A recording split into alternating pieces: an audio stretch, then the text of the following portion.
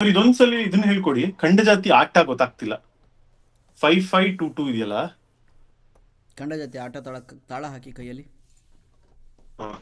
ಇದು ಸರಿಗ ಅಲ್ಲ, ಸಾರಿಗ ಸ್ವರ ಬೇಡ, ಬರೀ ಆಟ ತಾಳ ಕೈಯಲ್ಲಿ ತಾಳ ಹಾಕಿ. ಓಕೆ, 1 2 3 4 5 1 2 3 4 5 1 2 1 2. ಮೆಟ್ರೋನೋಮ್ ಹಾಕಿ, ಮೆಟ್ರೋನೋಮ್ ಕೊಟ್ಟು ಹಾಕಿ, ಸ್ಲೋ ಮೆಟ್ರೋನೋಮ್. ಹಾಂ, 1 2 3 4 5 1 2 3 4 5 1 2 1 2. ನಮಗೆ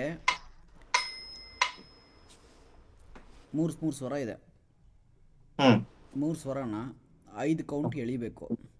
ಏನೇನು ಪಾಸಿಬಿಲಿಟೀಸ್ ಬರುತ್ತೆ ಅಲ್ಲೇನು ನೋಡಬೇಡಿ, ಅಲ್ಲೇನು ನೋಡಬೇಡಿ, ನೀವೇ ಥಿಂಕ್ ಮಾಡಿ. ಎಲ್ಲ ಎಕ್ಸಸೈಸು ಅವರು ನೀವು ಹೇಗೆ ಹೆಂಗೆ ಥಿಂಕ್ ಮಾಡ್ತಾ ಇದ್ದೀರಾ ಹಾಗೆ ಒಂದಾನೊಂದು ಟೈಮಲ್ಲಿ the very first person who is made this he would also thought same thing.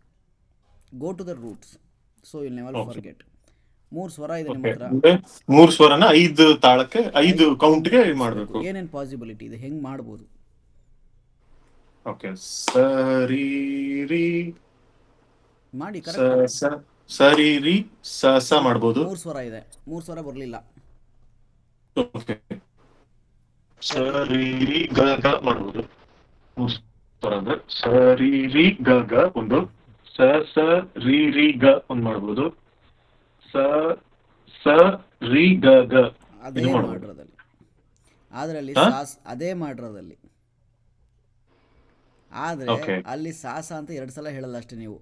ಸ ರೀ ಗ ಸಾ ಸನ ಸಾ ರೀ ಗ ಗನ ಗ ಹೇಳ್ತೀರಾ ಅಷ್ಟೇ.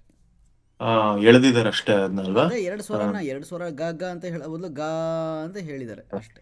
ಓಕೆ ಓಕೆ, ಅಂದ್ರೆ 2 ಕೌಂಟ್ಗೆ ಒಂದೇ ಸ್ವರನ ಹೇಗೆ ಎಳೆಯೋದು ಅನ್ನೋದನ್ನು ಕಲ್ತ್ಕೊಳ್ಳೋಕಾಗತ್ತೆ ಅಂತ. ಓಕೆ, ಅರ್ಥ ಆಯ್ತಾ? ಇನ್ ಲೈಫಲ್ಲಿ ಮಾಡಲ್ಲ ನೀವು ಅದನ್ನ ಅಷ್ಟೇ. Got it.